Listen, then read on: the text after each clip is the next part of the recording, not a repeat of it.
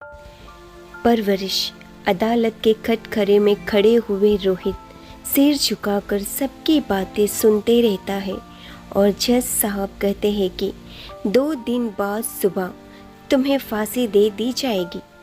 अगर तुम्हारी कुछ आखिरी इच्छा है तो बोल दो। रोहित कहता है कि मैं चाहता हूँ कि मेरे सामने मीडिया हो। मैं अपनी बात सभी तक पहुँचाना चाहता हूँ ताकि सब लोग मेरी बात सुने और उससे इजाज़त मिल जाती है। दूसरे दिन मीडिया को बुलाया जाता है और फिर रोहित कहता है कि कुछ बातें हैं जो मैं लोगों से कहना चाहता हूँ। मैं चाहता हूँ यहाँ बातें हर माता पिता और बच्चों तक पहुँचे। मेरे परिवार में कुल 4 लोग थे। मैं, मेरी एक छोटी बहन और माता पिता। हमारी परवरिश आम बच्चों के जैसी हुई है। जहाँ परिवार में लड़का पैदा हुआ तो बहुत ही जिम्मेदार माना जाता है। मैं 4 साल का था और मेरी बहन 5 साल की थी, पर अक्सर मुझे यह महसूस कराया जाता था कि वह कमज़ोर है और मैं ताकतवर। जब भी कहीं दुकान पर जाना होता तो मेरी बहन को अकेले नहीं भेजते थे, पर मुझे अकेले भेज दिया जाता था। इससे मुझे लगता था कि मेरी बहन एक कमज़ोर है क्योंकि वो एक लड़की है। बड़े होने के बाद भी उसे कहीं जाना होता तो उसके कपड़ों पर अक्सर बहुत ध्यान दिया जाता था, जैसे कि कपड़े छोटे ना हो, दुपट्टा लिया है या नहीं। इसलिए मुझे लगता था कि लड़कियों को इस तरह के कपड़े नहीं पहनने चाहिए, क्योंकि मेरी माँ कहती थी कि लड़कियों का चरित्र उनके कपड़ों से जुड़ा होता है। मैं जब 18 वर्ष का हुआ तो अपने आसपास के लड़कियों को घूरता और लड़कियों को छेड़ता तो लोग यह कहकर चले जाते थे कि यह तो बिगड़ा हुआ है। स्कूल में अक्सर मुझे आखिरी बेंच पर बिठाया जाता था क्योंकि शिक्षक मुझे पसंद नहीं करते थे।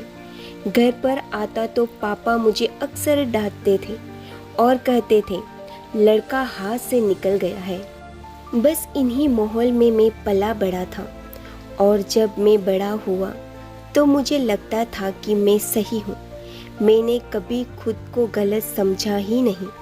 मुझे कभी महसूस ही नहीं हुआ कि मैं जो कर रहा हूँ वो गलत है।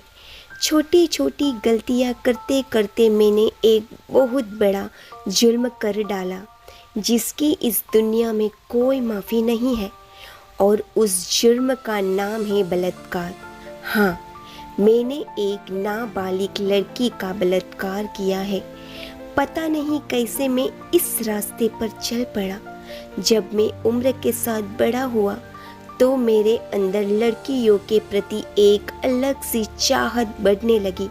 मैं अक्सर मोबाइल पर सेक्स के गंदे गंदे वीडियो देखने लगा था। वीडियो को देखकर एक अलग सी उत्तेजना शरीर में होती थी।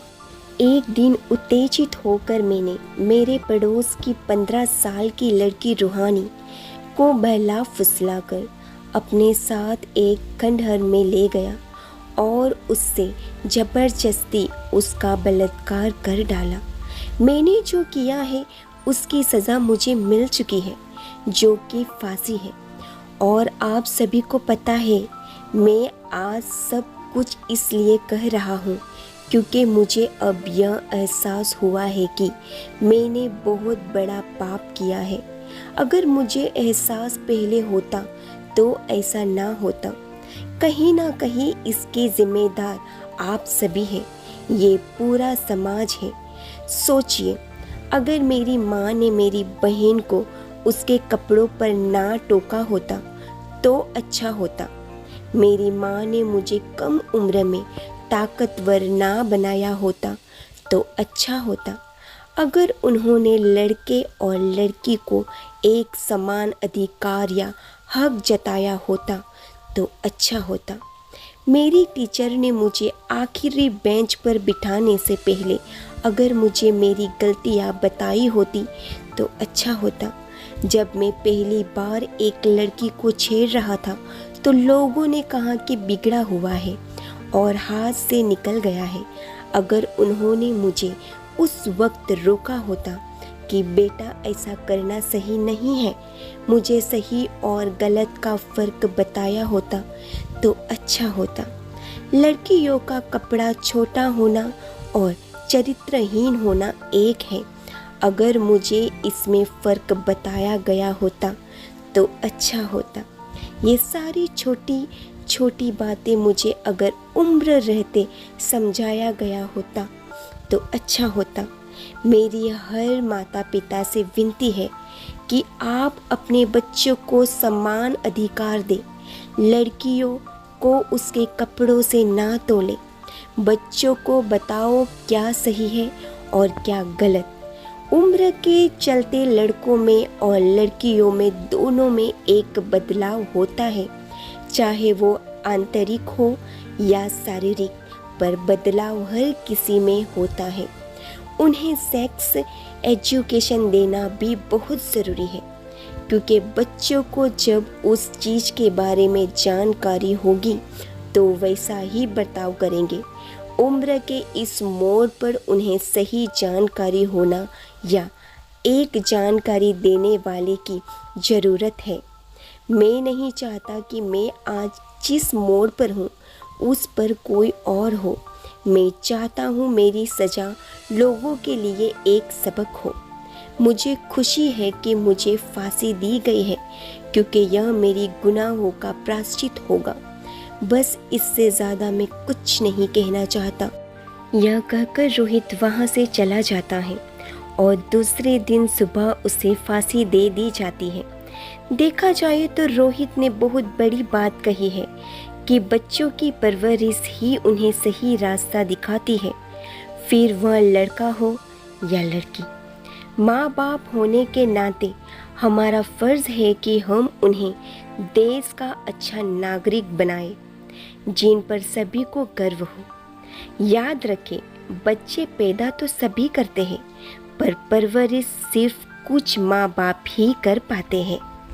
आशा करती हूँ मेरे प्यारे दोस्तों, आपको ये कहानी अच्छी लगी होगी। अच्छी लगी हो तो इसे लाइक और शेयर ज़रूर कीजिएगा।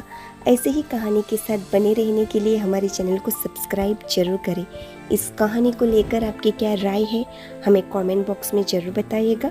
कहानी के अंत तक बने रहने के लिए आप सभी का दिल से बहुत बहुत धन्यवाद। जय श्री कृष्ण।